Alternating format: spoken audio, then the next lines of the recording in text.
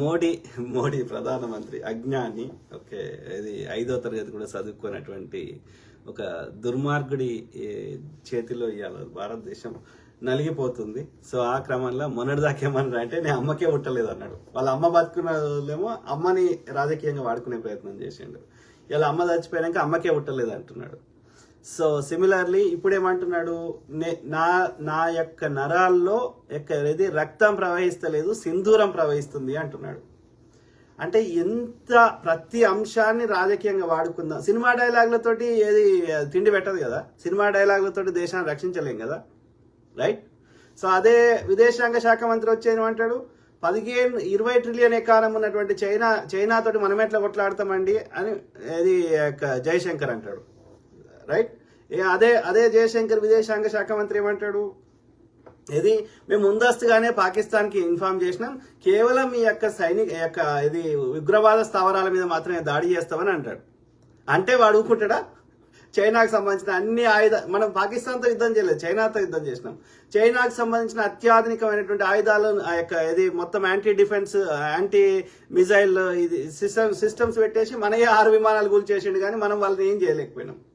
అయినా సరే ఈ దద్దమ్మ, ఈ సన్నాసి, ఎందుకు పనికిరాని సన్నాసి యొక్క మా కష్టాలు తీర్చురా, మా ఏడుపు తీర్చురా అంటే మా ముందుకు వచ్చి ఏడ్చే దరిద్రుడు. ఇవాళ దేశంలో 80 కోట్ల మందిని సన్న బియ్యం తినేటలో దొడ్డు బియ్యం తినే స్థాయికి తీసుకొచ్చిన దరిద్రుడు. ఓకే, ఇలా యొక్క ప్రభుత్వ రంగ సంస్థల్లో నష్టాలు వస్తున్నాయని చెప్పి వీడు రాగానే నష్టాలు వచ్చినాయని చెప్పి తన మిత్రులకి మార్కెట్ రేట్ కాకుండా ఫ్రీగా ఇస్తూ, అదే ప్రైవేట్ కంపెనీలు నష్టాలు వచ్చినాయని చెప్పి గుజరాతీ సంబంధించిన వాళ్ళకి వాళ్ళ రుణాలు మాఫీ, అసలు పేదోడు కట్టినటువంటి జిఎస్టీ మీద ఇట్లాంటి వాటిని ఆ ధనవంతులకు తీసుకుపోయి ఇస్తాడు. అందరు ప్రధానమంత్రులు ప్రెస్ కాన్ఫరెన్స్కి వస్తాడు కానీ ఈ దరిద్రుడు రాడు. ఓకే, దేశం అప్పు అయితే 200 జీడిపి, దేశ సంపద ఎంత ఉందో అంతకంటే ఎక్కువ అప్పు చేసాడు. మరి ఆ పైసలు ఏం ఖర్చు పెట్టినరా అంటే దేనికి లెక్కలేదు. సో ఇట్లాంటి దరిద్రుడు వచ్చి సినిమా డైలాగ్ కొడతాడు, ఇది మేరే నసోమి అంటే నా యొక్క నరాల్లో ఖూన్ నహి బహరా అంటే రక్తం ప్రవహిస్తలేదు, సింధూర్ బహరా. ఎవరికి కావాలరా సినిమా యాక్టర్గా పోసిడికి?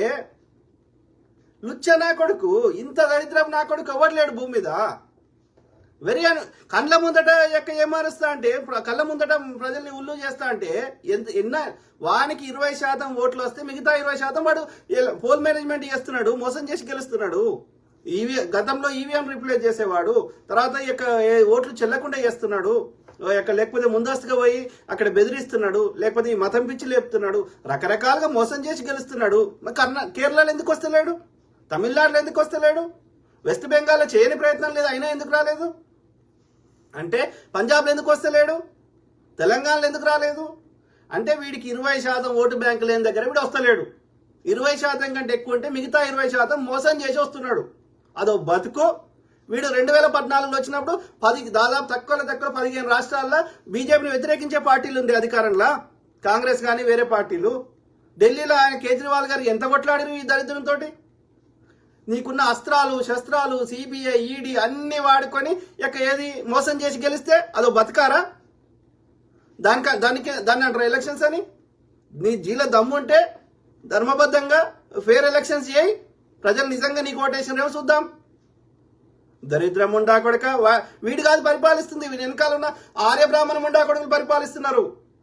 మన దేశానికి బట్టి జలగలు ఇవి, మన హిందువుల యొక్క రక్తాన్ని పీల్చుక తింటారు ఈ ఆర్యులు.